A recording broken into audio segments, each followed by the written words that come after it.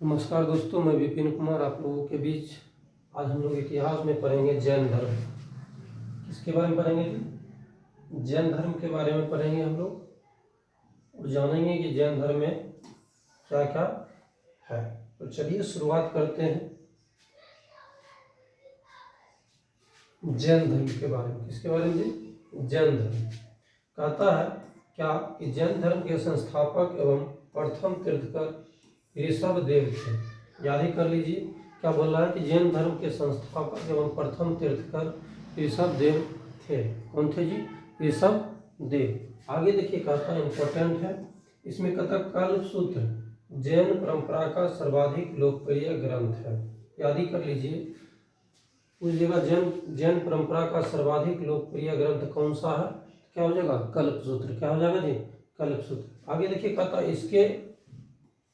इसके एक भाग में जैन धर्म के 24 तीर्थंकरों के जन्म से लेकर निर्वाण तक की विविध घटनाओं का वर्णन किया गया है। तो उनके जीवन की 5 प्रमुख घटनाओं को विशेष रूप से प्रस्तुत किया गया है। इनके जीवन की कितने घटनाओं की? 5 घटनाओं की विशेष रूप से प्रस्तुत किया गया है। पहला है गर्भाधान, जन्म, गृहत्याग, ज्ञान प्राप्ति व प्रथम उपदेश। तो इस सारी चीज के बारे में हमको जैन धर्म में बताया गया है। चलिए आगे देखते हैं।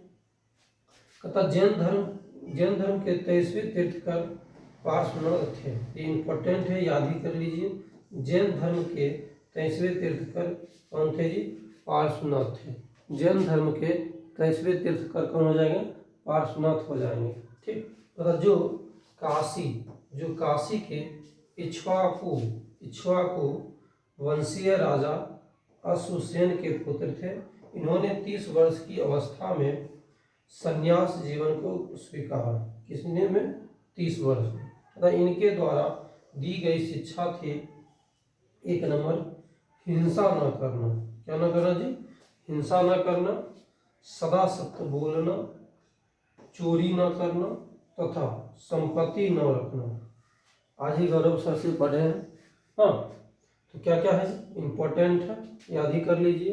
पूछ रहा इनके द्वारा दी गई शिक्षा थी। कौन कौन सी शिक्षा थी जी? हिंसा न करना, दूसरा है सदा सत्य बोलना, तीसरा है चोरी न करना तथा चौथा है संपत्ति न रखना। ये इनका क्या था? शिक्षा था। चलिए आगे देखते हैं। बहुत अच्छी बात है ना। आगे देखिए, कहता है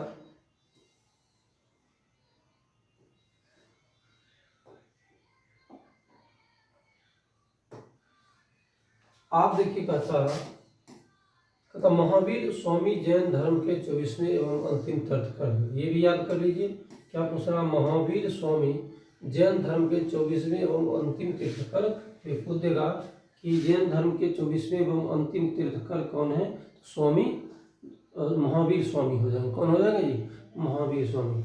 आगे देखिए, कहता है क्या महावीर का जन्म 504 ईसा पूर्व में कुंडग्राम वैशाली में हुआ था। ये भी इंपॉर्टेंट है, याद ही कर लेना है। क्या बोला? महावीर का जन्म 504 ईसा पूर्व में कुंडग्राम वैशाली में हुआ था। कहाँ था जी? कुंडग्राम वैशाली में। आगे देखिएगा, था इनके पिता सिद्धार्थ गात्रिक कुल के सरदार थे और माता त्रिशला लिच्छवी राजा चेतक की बहन थी। लिच्छवी राजा चेतक की क्या थी? बहन थी। आगे देखिए, कहता है महावीर की पत्नी का नाम यशोदा एवं पुत्री का नाम अनुजा प्रियदर्शनी था। पत्नी पूछ सकता है, महावीर की पत्नी का नाम क्या था जी? यशोदा था। क्या था? यशोदा एवं पुत्री का नाम अनुजा हो जाएगा। क्या हो जाएगा?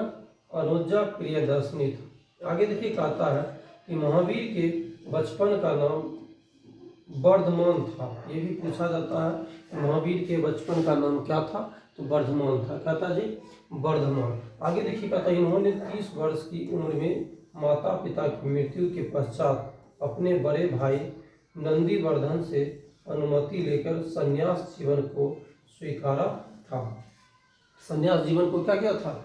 स्वीकारा था ना, यानी क्या बन गए, 30 वर्ष में सन्यासी बन गए। आगे देखते हैं। तब 12 वर्ष की कठिन तपस्या के बाद महावीर को जिब्रिक के समीप ऋजुपालिका नदी के तट पर साल वृक्ष के नीचे बोध हुआ। वो देगा कि किस वृक्ष के नीचे बोध प्राप्त किए, साल वृक्ष। कौन है जी, साल वृक्ष। ठीक, आगे देखिए, कहता है इसी समय महावीर जिन विजेता, जिसको क्या बोला जाता, विजेता, अरहत जिसको क्या बोला जाता, पूज्य, और निर्ग्रंथ जिसको बंधनहीन कहलाए। क्या कहलाए, बंधनहीन। अब मुख्य बातें इसमें देख लेते हैं, इनका क्या है, मुख्य बातें देख लेते हैं। मुख्य बातें देखते हैं क्या है। देखिए, कहता है कि महावीर के गर्भाधान के समय उनकी माता त्रिशला ने 14 वस्तुओं का स्वप्न देखा। कितने वस्तुओं का स्वप्न देखा जी, 14 वस्तुओं। मतलब 14 वस्तुएं थी, हाथी, बैल, शेर, देवी लक्ष्मी, कलश, पालकी, सरोवर, छोटी नदी, अग्नि, ध्वज, माला, रत्नों का ढेर, सूर्य एवं चंद्रमा। सूर्य एवं चंद्रमा फिर से देख लीजिए।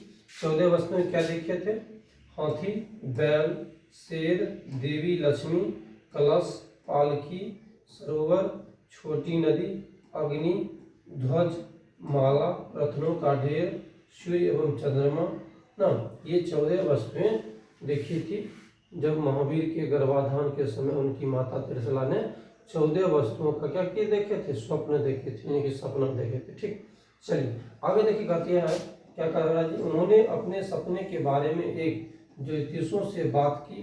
ज्योतिषी ने बताया कि वे एक ऐसे पुत्र को जन्म देगी जो या तो राजाध्यक्ष होगा अथवा एक महान संत होगा, अथवा एक क्या हो जाएगा, महान संत हो जाएगा, जो कि क्या हो गए, महान संत हो गए ना। चलिए आगे देखते हैं। आगे देखिए, कहता है